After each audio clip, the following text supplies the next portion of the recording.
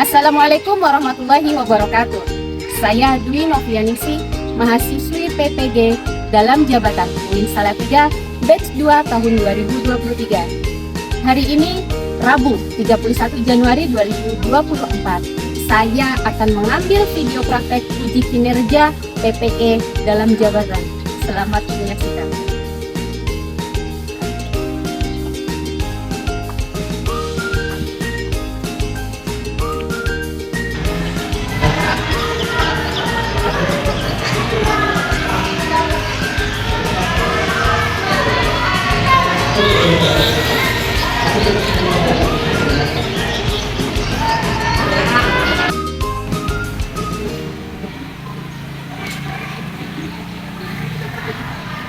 Bismillahirrahmanirrahim. Assalamualaikum warahmatullahi wabarakatuh. Waalaikumsalam warahmatullahi wabarakatuh.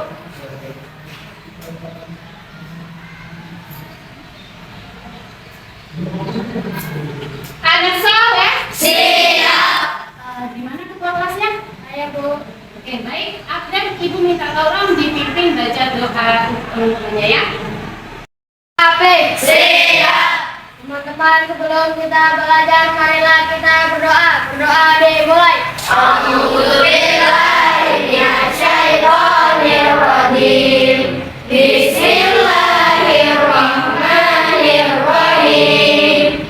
Raditu billahi rabba wa bil islami dina wa bi Muhammadin nabiyya wa rasula. Rabbi zidni ilma warzuqni fahma. Amin. Walhamdulillahi rabbil alamin. Oke, baiklah. Ada yang tidak hadir hari ini? Minggir. Sebentar, Ibu akan panggil satu persatu absennya ya. Abdan Syakura hadir. Ahmad Arsafin Azizan hadir. Aisyah Nur Faiza hadir. Andini Alfijaraitama hadir. Krisna Wijaya hadir. Oke, baik, alhamdulillah hadir semuanya. Nah, sebelum memulai pelajaran, Ibu minta barang-barangnya dirapikan dulu, buku-buku yang terbuka ditutup dulu, sementara kita masukkan di dalam laci semuanya. Ya, silakan botol minumnya tolong ditaruh di bawah, nah, ya rapi. Oke, baik, terima kasih. Anak soleh? Siap. Sebelum memulai pelajaran, Ibu akan putarkan satu buah video untuk kalian.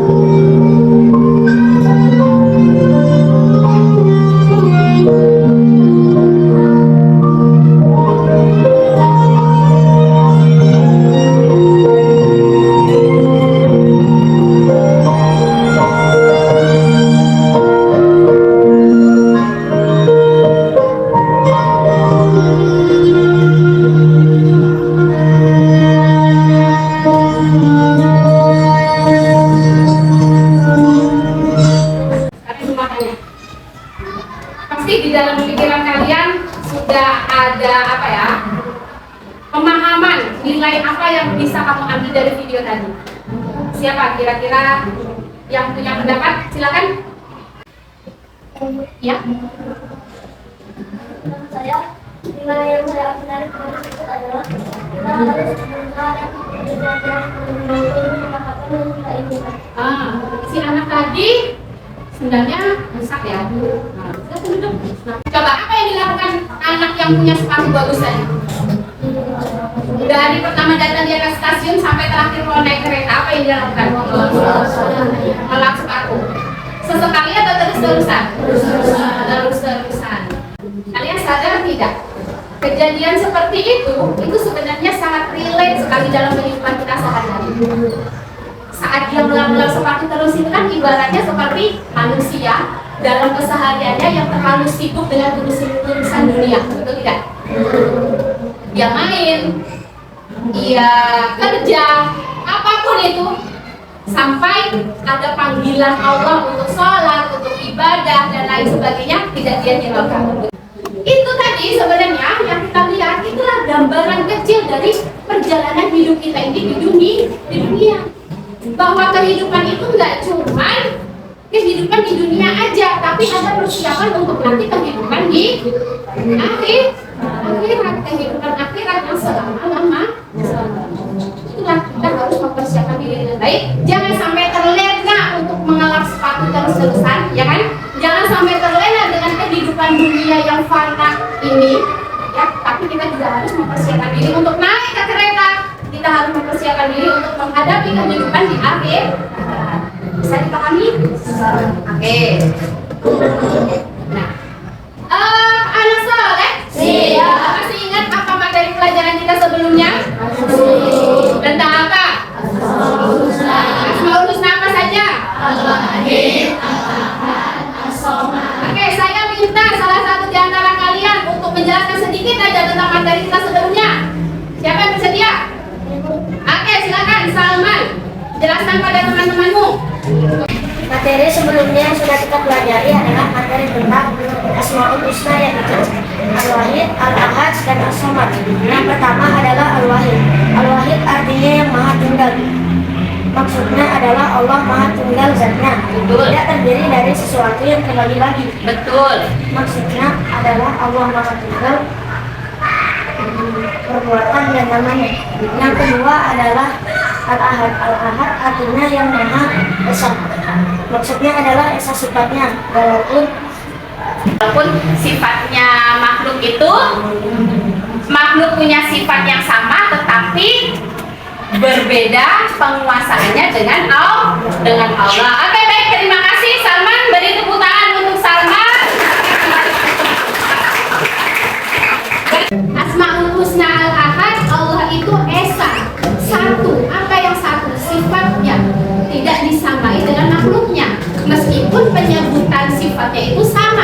Contoh, manusia bisa mendengar, Allah bisa mendengar. Tapi apakah pendengaran manusia sama dengan pendengaran Allah?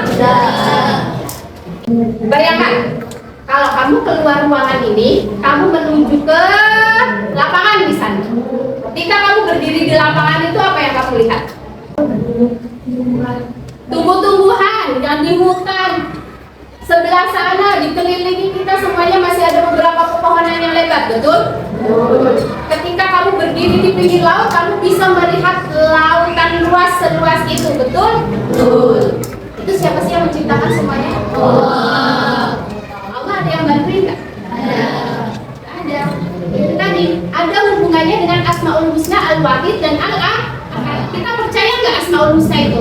Kamu percaya nggak kalau zat Allah itu tunggal?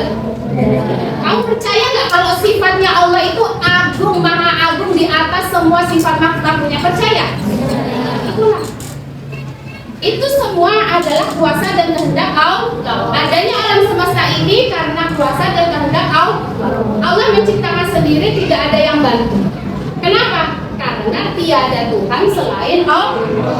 Nah, itulah materi yang akan kita pelajari pada hari ini, yaitu tentang kalimat thayyibah tahlil. Masih ingat apa itu kalimat thayyibah? Kalimat yang baik, betul sekali. Nah, untuk apa sih kita belajar kalimat thayyibah tahlil ini? Nah, yang pertama supaya kamu bisa paham apa sih kalimat thayyibah tahlil itu. Gunanya untuk apa? Memang benar Bu, Allah nyuruh kita baca kalimat thayyibah tahlil. Apa dalilnya? Supaya kita tahu. Nah, itu semua adalah tujuan yang akan kita capai dalam mempelajari materi kalimat thayyibah tahlil. Nah, anak soleh, siap. Sebelum kita mulai pelajaran, Ibu mau tes dulu kesemangatan kalian sebelum belajar. Oke, semangat, duduknya tegak semuanya. Oke, tepuk 1, yes. Tepuk 2, oke. Tepuk 3, semangat. Tepuk 4, konsentrasi. Tepuk 5, siap belajar. Penjelasan video berikut, simak dengan baik. Nanti Ibu akan jelaskan sedikit.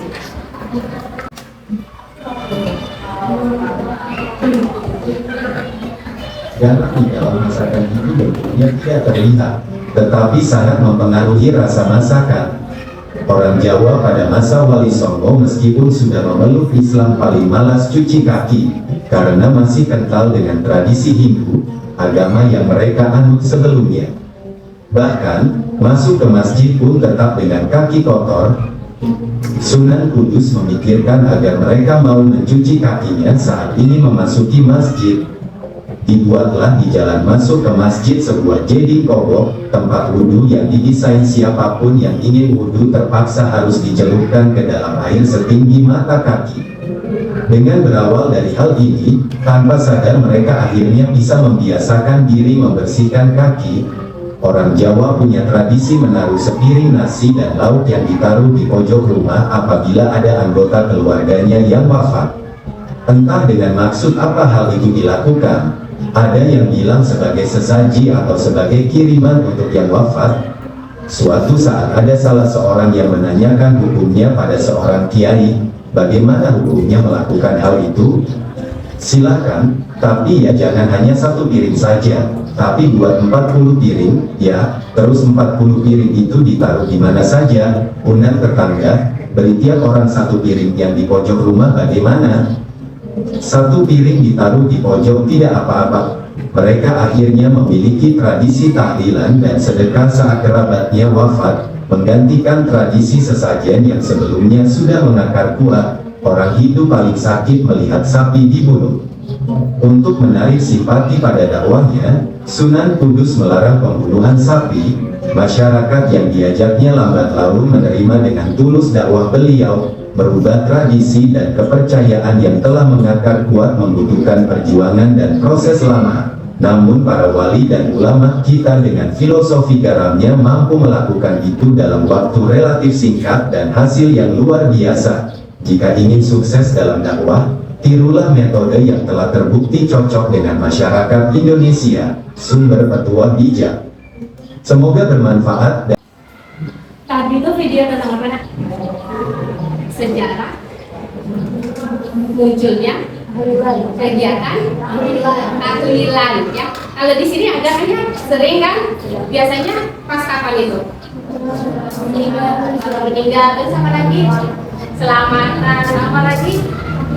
Akikah, benar, apa lagi? Tasmiyah, ya kan? Oke, sebelumnya sedikit ibu jelaskan tentang kalimat thayyibah tahlil.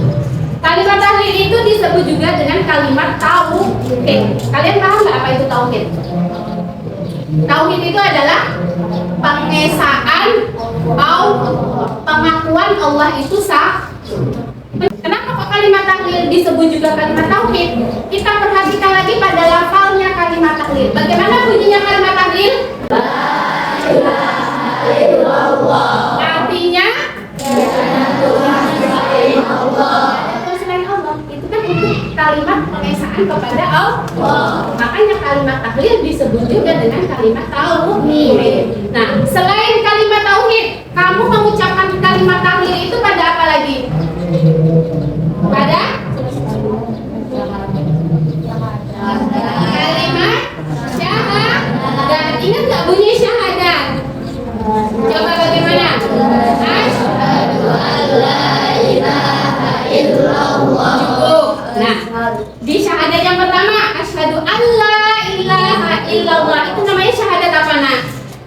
Syahadat tauhid. Ya, kalimat tauhid sama dengan kalimat tahlil. Ada juga di dalamnya bunyi dari kalimat syahadat. Nah, kemudian karena sejarah masuknya Islam di Indonesia, dulu masyarakat Muslim sebelum muncul Islam di Indonesia, nenek moyang kita itu agamanya apa? Dari video tadi dijelaskan. Kalau Hindu kan kental ya nak ya, dengan ritual-ritual sesajennya itu kental banget. Jadi zaman dulu para wali songo itu kalau dakwah, kalau langsung itu nggak boleh, itu dilarang dalam agama Islam. Kira-kira ada nggak yang mau masuk agama Islam? Nggak ada. Makanya para wali mengemas dakwah itu supaya nenek moyang kita masuk ke dalam agama Islam dan beribadah kepada Allah. Maka dikemaslah dakwahnya mereka itu pelan-pelan. Ya, jadi ketika mereka memperingati orang meninggal, awalnya menyediakan sesajen, ayo kita kumpul, kita bikin makanan aja buat keluarga sambil kita doain. Nah, perlahan-lahan sesajen itu hilang, hilang. Nah, akhirnya perkumpulan itulah dinamakan istilah tahlilan. Paham sampai di sini? Oke, sebelum kita memasuki step selanjutnya, apakah ada yang ingin bertanya? Oke, pilih, silakan. Pak Bu, saya belum begitu paham tentang tahlilan sebagai ritual Muslim Nusantara. Bisa dijelaskan sekali lagi, Bu? Oke, terima kasih atas pertanyaannya. Silakan duduk, Tiwi. Kasih, Bu. Tahlilan sebagai ritual Muslim Nusantara. Ritual ini maksudnya adalah perumpamaan untuk sesuatu yang rutin, untuk kegiatan yang rutin. Nah, ya jadi bukan ritual yang negatif, tapi untuk pelaksanaan kegiatan yang rutin dan terus menerus, ya kan? Tahlilan itu rutin nggak? Bahkan ada yang biasanya pengajian tiap malam Jumat atau pengajian ibu-ibu hari Jumat itu kan selalu ada tahlilannya dulu kan? Nah, itu kan rutin. Nah, jadi dinamakan sebuah ritual. Jadi bukanlah ritual umat Muslim yang negatif, tapi tahlilan sebagai rutinitas kegiatan umat Muslim di Indonesia. Sudah bisa dipahami? Oke, terima kasih atas pertanyaannya.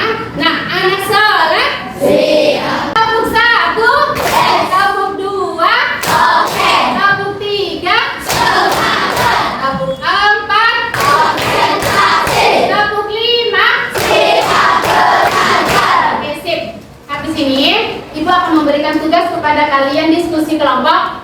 Kelompoknya sesuai seperti yang Ibu telah bagikan kemarin. Habis ini berarti meja kursinya diatur, minta tolong sejumlah anggota kelompok masing-masing. Siap? Oke, silakan dikerjakan. Anak soleh. Nah, sekarang kalian sudah pada kelompoknya masing-masing. Akan ada dua permasalahan yang ibu berikan kepada kalian. Satu kelompok menyelesaikan dua masalah ini. Dicari jawabannya. Boleh sambil membuka HP kalian, dicari di pencarian. Kemudian setiap kelompok nanti yang menulis satu aja perwakilan, salah satu ya. Tapi nanti berpikirnya dibantu bersama sama. Apa saja permasalahannya? Nih, perhatikan.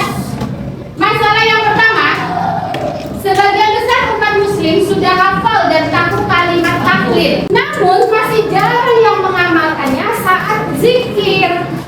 Iya enggak? Jarang. Nah, diskusikan dengan kelompokmu bagaimana cara mudah untuk membiasakan membaca tahlil dalam kehidupan sehari-hari. Paham? Masalah yang kedua, ada beberapa kelompok Islam di Indonesia, di antaranya ada yang menolak tradisi tahlilan dan mengatakan hal tersebut adalah haram karena tidak ada tuntutannya dalam Al-Quran dan hadis, kata sebagian kelompok tersebut. Nah, bagaimana menurut kamu? Bagaimana sikapmu atas penolakan tahlilan bagi kelompok tersebut? Silahkan, waktu diskusi hanya 20 menit dimulai dari sekarang. Ya.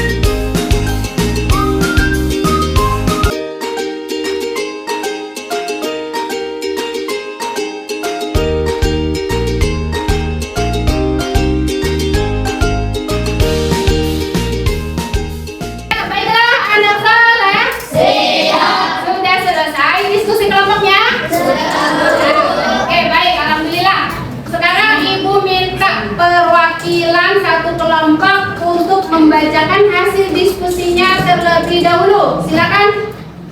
Kelompok mana bersedia? Saya, Bu. Semuanya memperhatikan hasil diskusi dari kelompok mata 4. Silakan. Kami dari kelompok mata 4 akan membacakan hasil diskusi kami. Yang pertama, cara mudah untuk membiasakan diri membaca kalimat thayyibah tahlil dalam kehidupan sehari-hari adalah dengan menghafalkannya, lafalnya dan memahami artinya. Selalu membacanya saat zikir, setelah sholat, dan di waktu-waktu luang. Betul, ya. Masalah kedua, sikap kita terhadap kelompok muslim yang menyatakan bahwa rutinitas tahlilan haram adalah kita tak perlu marah atas pendapat tersebut. Oke, nggak perlu marah atas pendapat tersebut. Lanjut. Karena masing-masing kelompok punya alasan masing-masing. Betul, kemudian. Segala sesuatu yang kita lakukan tergantung pada niatnya. Betul. Begitu pula acara tahlilan ini pun dikemas secara baik-baik sebagai bentuk ibadah kepada Allah dengan berzikir kepada Allah dan juga niat untuk bersedekah. Oke, ada lagi? Itu saja. Oke, terima kasih kelompok mantap 4. Kita beri tepuk tangan. Bagus, hasil diskusinya ya. Baiklah, tadi sudah mendengarkan hasil diskusi dari kelompok mantap 4. Sekarang Ibu buka. Apakah ada yang ingin menanggapi dari hasil diskusi? Entah itu persetujuan atau Bu, saya nggak setuju kata dia. Silakan. Saya, Bu. Oke, silakan. Ini dari kelompok berapa? Dari kelompok hebat 1. Oh, kelompok hebat 1. Sip. Menurut pendapat saya setuju dengan hasil diskusi yang disampaikan oleh kelompok mata 4 bahwa sudah seharusnya kita tidak mudah dipecah belah karena adanya perbedaan pendapat dari kelompok lain yang mengharamkan fasilitas tahlilan. Kita cukup fokus pada ibadah dan niat baiknya saja. Oke, betul. Jadi jangan mau dipecah belah ya. Kalau ada yang mengatakan haram nggak apa-apa, kalau ada yang mau melakukannya juga nggak apa-apa. Yang penting kita tetap bersatu, tidak dipecah belah. Kita fokus pada apa yang akan kita kerjakan saja. Kenapa? Kembali lagi karena segala sesuatunya itu berdasarkan pada niat. Terima kasih Bini untuk tanggapannya. Beri tepuk tangan untuk Bini. Anak soleh? Siap. Sebelum melanjutkan sesi berikutnya, kita ice breaking dulu sebentar. Kita coba bersama-sama. 1, 2, 3. Ucapkan tasbih, ucapkan tasbih. Subhanallah. Ucapkan takbir, ucapkan takbir. Alhamdulillah. Ucapkan takbir, ucapkan takbir. Allahu Akbar. Ucapkan tahlil, ucapkan tahlil. La ilaha illallah. Oke, selanjutnya adalah game. Ibu jelaskan dulu cara bermainnya. Nanti akan maju, kalian satu-satu akan maju, baris ya biar rapi. Nanti setiap orang akan mendapatkan kesempatan untuk membuka kotak yang ada di papan tulis. Di balik kotak itu ada pertanyaan-pertanyaan yang berkenaan tentang materi kita hari ini, kalimat thayyibah tahlil. Jadi kotak yang kamu pilih, nanti kamu yang menjawab pertanyaannya. Kalimat itu silakan pilih dan sentuh nomor berapa? Nomor 8. Oke.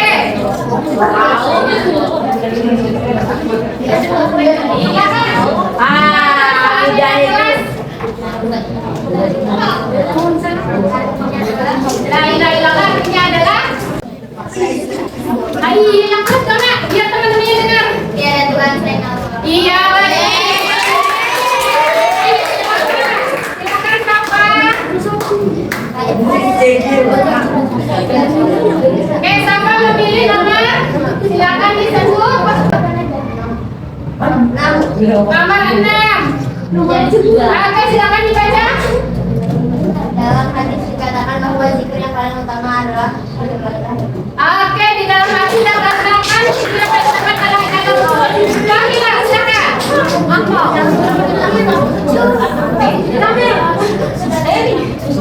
Nomor berapa Pak Ina? Nomor 11. Baca yang keras.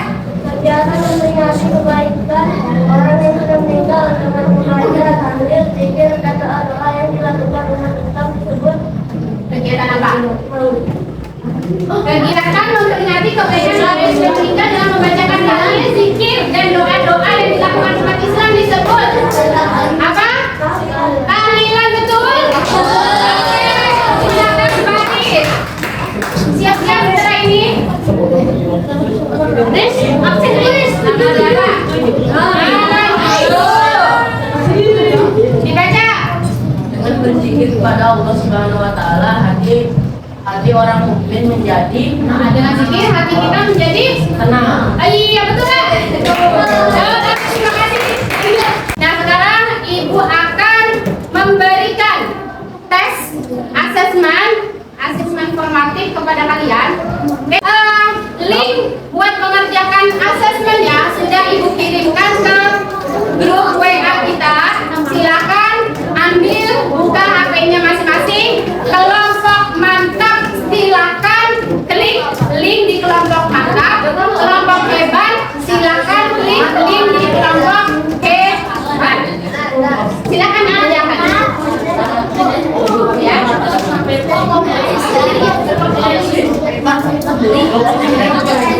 Kerjakan masing-masing.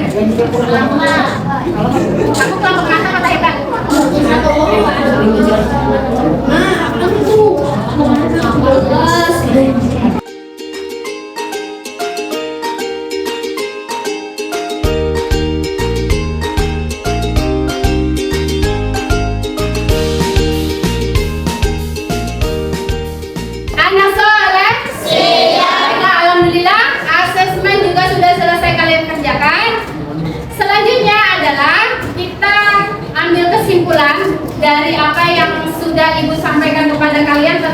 materi kita hari ini, saya minta salah satu dari kalian untuk dapat menyampaikan kesimpulan pelajaran kita hari ini. Siapa yang bersedia? Saya Bu.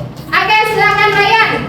Kalimat tahlil disebut juga kalimat tauhid, yaitu la ilaha illallah yang artinya tiada Tuhan selain Allah. Betul.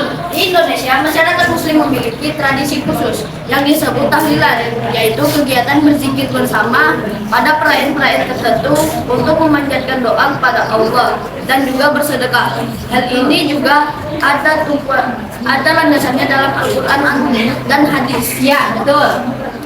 Mengucapkan kalimat tahlil harus dengan hati yang ikhlas dan penuh keimanan agar kita mendapat hikmah dan manfaat di dalamnya.